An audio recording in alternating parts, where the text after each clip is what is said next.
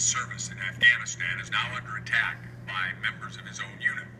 In May, Brandon Garrison told Fox 4 he blames exposure to noxious fumes in Afghanistan for his lingering medical problems. Veterans who served with Garrison sounded the alarm, accusing the soldier of constantly lying about combat. It's why Brandon Garrison received a free house last May.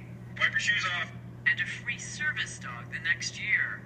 Garrison served in the army in Afghanistan and left with what he says were major injuries, from post-traumatic stress disorder to a traumatic brain injury. Honestly, I believe it's from my ear damage. I had both my eardrums ruptured. Just a compulsive liar. Robbie Myers was Garrison's supervisor in Afghanistan. He is one of 6 men from Garrison's unit who contacted Fox 4 to tell us much of what Garrison is claiming about his service isn't true. We sat down with Myers at his home in upstate New York near Fort Drum, where the unit was based. I don't want nothing bad for this kid.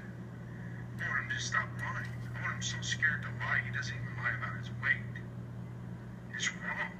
It's against everything we're about. Myers said despite Garrison's claims, he was never in or even near an explosion. If you blow out both your ears, you're considered a casualty. It gets reported. In fact, Myers said Garrison spent much of the time in his office, the only air-conditioned spot in the post. Myers said he's been dealing with Garrison's lies ever since this interview 8 years ago with HBO, showing Garrison at the grave of a soldier, Chris Wilson, killed by enemy fire when he was 24 years old. I'm taken back to the time where I was holding and dressing on his stomach as he was bleeding out. Somewhere near him, he didn't even see Sergeant Wilson before or after he had passed away. Almost as galling to Myers You need to take that with you when you leave. is that the dead soldier's father is comforting Garrison on camera. And you stumble upon a story like this, it's like getting spit in the face. Then last year, Garrison received that house in Kansas City, Kansas, and that service dog. I'm not saying I know some, like, perfect skill of what warrants being, given these services, but lying, it should immediately disqualify you. Fox 4 problem solvers paid Garrison a visit. You said you were actually with Sergeant Wilson when he died, and you weren't. Yeah, that was 8 years ago. Okay, well, why would you have said that? Like I said, I'm not making any comments. We kept pressing, pointing out that his direct supervisor said he was never in an explosion that would have busted his eardrums. Talking people that aren't doctors. Even doctors miss the injuries Garrison is claiming. According to this interview in Stars and Stripes that Garrison gave in 2008, doctors from Walter Reed Army Hospital diagnosed him with PTSD and a borderline personality disorder.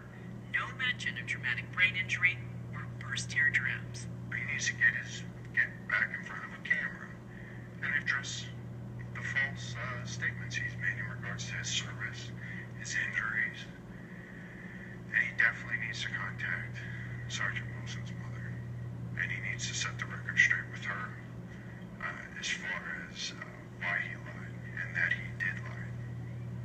She deserves that. Shortly after this encounter, Garrison asked for another chance to give his side. Speaking from a written statement, he said the traumatic brain injury diagnosis came several years after he left the military.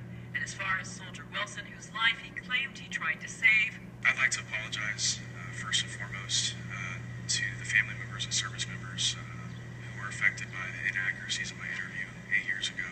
I take full responsibility for that. have you called Sergeant Wilson's mother? No, I have not.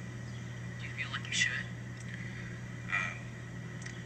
Honestly, I wanted to offer my apology today, and I have nothing other to offer.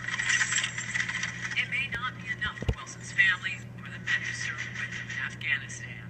But as Garrison said, it's all he has to offer. Fox 4 problem solver Linda Wager, working for you. Fox 4 spoke to the head of one of the organizations that gave Garrison free services.